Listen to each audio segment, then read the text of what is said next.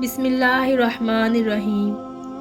یہودی دجال کو اپنا مسیحا مانتے ہیں، یعنی وہ شخص جو ان کی رہنمائی کرتے ہوئے ان کو پوری دنیا پہ غلبہ عطا کرے گا۔ ایسا کیوں ہے کہ وہ دین اسلام کی حقانیت کو جانتے ہوئے بھی کہ ایک ایسے مسیحا کا انتظار کر رہے ہیں جو انہیں پوری دنیا کی بادشاہت دلائے، چاہے اس کے لیے کیسا ظلم کیوں نہ روا رکھنا پڑے۔ آج کی ویڈیو میں ہم اسی ٹاپک کا ڈیپلی جائزہ لیں گے اور دیکھیں گے کہ یہودی ایسے کسی مسیحا کا انتظار کیوں کر رہے ہیں جو ظلم اور بربریت کی ہر حد کو پار کر جائے گا۔ پوری دنیا پر یہودی غلبے کی خواہش اصل میں ایک خواہش ہی نہیں ہے، بلکہ اپنی عظمت کو دہرانے کی بڑی شاطرانہ کوشش ہے، جس کے لیے یہودی کسی بھی حد کو جانے کو تیار ہیں۔ اصل میں پرانی عظمت کی یہ داستان حضرت داؤد علیہ السلام اور ان کے بیٹے حضرت سلیمان علیہ السلام کے دور سے تعلق رکھتی ہے، جب حضرت داؤد علیہ السلام کے دور میں یہودی قوم کو اللہ رب العزت نے بڑی عظمت اور سربلندی سے نوازا تھا، اور حضرت داؤد علیہ السلام کی حکومت اور بادشاہت پوری دنیا پہ قائم ہو گئی تھی، یہاں تک کہ ان کے بیٹے حضرت سلیمان علیہ السلام کے تابع تمام چرند پرند حیوانات، ہوائیں اور جنات کر دیے گئے تھے، اور یہ اللہ تعالیٰ کی طرف سے ان کو عطا کردہ ایک معجزہ تھا۔ حضرت داؤد علیہ السلام اور ان کے بیٹے حضرت سلیمان علیہ السلام کا یہی وہ دور ہے جو یہودیوں کو ابھارتا اور اکساتا رہتا ہے کہ وہ دوبارہ اپنی اسی عظمت کی کہانی کو دہرائیں اور پوری دنیا پر ویسے ہی حکومت کریں جیسے حضرت داؤد علیہ السلام کے زمانے میں تھی۔ اللہ رب العزت نے یہودیوں کو اس کی بشارت دی تھی، مگر اس شرط کے ساتھ کہ اگر وہ سرکشی اور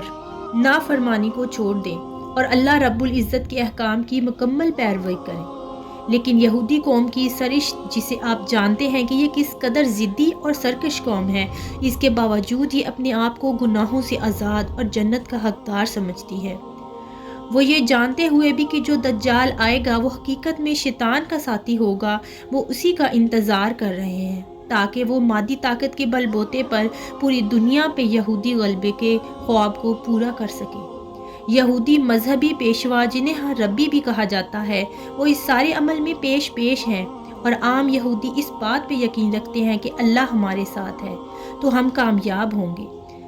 جبکہ ان کے یہودی مذہبی پیشوا در پردہ شیطان سے ہاتھ ملا چکے ہیں اور شیطان کی اطاعت قبول کر چکے ہیں۔ یہ حقیقت ہے کہ دنیا بھر میں شیطانی مذہب کے فروغ کے پیچھے بھی انہی یہودیوں کا ہاتھ ہے، کیونکہ یہودی مذہب میں جادو کو بھی مقدس درجہ دیا جاتا ہے، اور یہ جادو کے بلبوتے پر بھی لوگوں کو گمراہ کرنے کی کوشش کرتے رہتے ہیں۔ جادو ایک شیطانی ہتھیار ہے، اور انہوں نے یہ کوشش آپ صلی اللہ علیہ وآلہ وسلم کی ذات اقدس پر بھی کی تھی،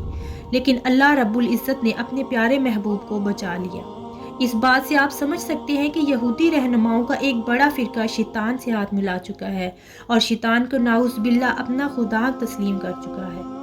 اس وقت پوری دنیا میں شیطانی ایجنڈے پہ یہ لوگ عمل کر رہے ہیں، جبکہ انہوں نے عام یہودیوں کو اس بات کا یقین دلایا ہے کہ ہم سچے دین پر ہیں اور اللہ ہمارے ساتھ ہے اور ہمیں فتح نصیب ہوگی۔ یہ سب سننے میں شاید عجیب لگتا ہو، لیکن جس قدر تعداد میں یہودی پوری دنیا میں آباد ہیں، جن کی تعداد تقریباً 80 لاکھ کے لگ بھگ ہے، تو یہ بات کچھ ایسی ناممکن بھی نہیں لگتی۔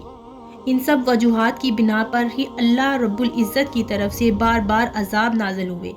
لیکن یہ قوم ابھی تک اپنی نافرمانی اور سرکشی کی روش پر ڈٹی ہوئی ہے اور شیطانی کاموں میں پوری معاونت کر رہی ہے۔ یہاں پر ایک بات سمجھنے اور یاد رکھنے کی ہے کہ یہودی قوم دجال کو اپنا مسیحا مانتی ہے، لیکن وہ اسے مذہبی معنوں میں اپنا مسیحا نہیں مانتے، بلکہ سیاسی معنوں میں اپنا مسیحا تسلیم کرتے ہیں۔ یعنی ان کے نزدیک دجال ان کے دین میں چینجنگ کرنے یا ان کے دین کو درست کرنے کے لیے نہیں آئے گا، بلکہ دجال ان کے سیاسی غلبے کو پوری دنیا میں قائم کرنے کے لیے آئے گا، اور اسی لیے یہ بے چینی سے دجال کا انتظار کر رہے ہیں۔ آپ جانتے ہوں گے دیوار گریہ کے بارے میں، جس میں میں نے اپنی لاسٹ ویڈیو میں بھی اس کی بات کی۔ دیوار گریہ پر یہودی جمع ہو کر روتے ہوئے دعائیں کرتے ہوئے پائے جاتے ہیں اور یہ کہتے ہیں کہ وہ مسیحا جلد آ جائے۔ اس سے ان کی مراد دجال کے ظہور کی ہے، تاکہ وہ جلد آئے اور یہودی غلبے کو پوری دنیا پر قائم کرے۔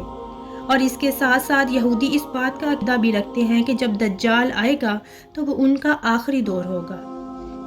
اور اس پوری دنیا کا بھی آخری دور ہوگا، اور اس کے بعد قیامت نزدیک آ جائے گی۔ یہی وجہ ہے کہ دنیا میں کسی بھی جگہ جاری جنگ کو دیکھ لیں، اس کے پیچھے یہودی ذہن کار فرما ہوگا۔ جنگوں کو بھڑکانے کا مقصد یہ ہے کہ جتنی جلدی اور زیادہ جنگیں ہوں گی اور جتنا زیادہ دنیا کا نظام درہم برہم ہوگا، اتنی جلدی ان کا مسیحا دجال دنیا میں ظہور کرے گا۔ اور اب بھی موجودہ فلسطین اسرائیل جنگ اسی نظریے کی بنیاد پر بھڑکائی جا رہی ہے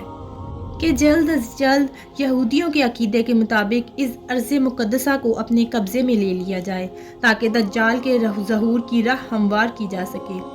اور اس کی قیادت میں پوری دنیا سے جنگ کرتے ہوئے پوری دنیا پر اپنا غلبہ قائم کر لیا جائے اور اپنی تاریخی عظمت واپس کر لی جائے جو حضرت داؤد علیہ السلام کے زمانے میں انہیں حاصل رہی ہے۔ یہی وجہ ہے کہ اسرائیل اب جنگ ختم کرتا ہوا نظر نہیں آ رہا، بلکہ اسے مزید بڑھاتے ہوئے پورے غزہ کا کنٹرول حاصل کرنے کا خواہش مند نظر آ رہا ہے۔ در پردہ ان کا مقصد یہی ہے کہ حالات اس قدر خراب کر دیے جائیں کہ یہاں فلسطین میں کسی بھی مسلمان کا وجود باقی نہ رہے۔ اس کی مثال جنگ کے کچھ دن بعد اسرائیل کے وزیر اعظم کا یہ بیان تھا کہ ہم مشرق وسطیٰ کا پورا نقشہ بدل دیں گے، اور اس کے ساتھ ساتھ عرب ممالک کی خاموشی بھی اسرائیلی موقف کی تائید کر رہی ہے۔ بحیثیت مسلمان ہمارا عقیدہ ہے کہ اس ساری جنگ کے آخر میں یہودیوں کو ہی شکست ہوگی، اور انشاءاللہ اللہ کی رحمت سے پوری دنیا میں اسلام پھیلے گا، کیونکہ خیر اور شر کی جنگ ازل سے چلتی آ رہی ہے، لیکن شر کبھی بھی حتمی طور پر جیت نہیں سکتا اور فتح اللہ کی رحمت سے حق کی ہی ہوگی۔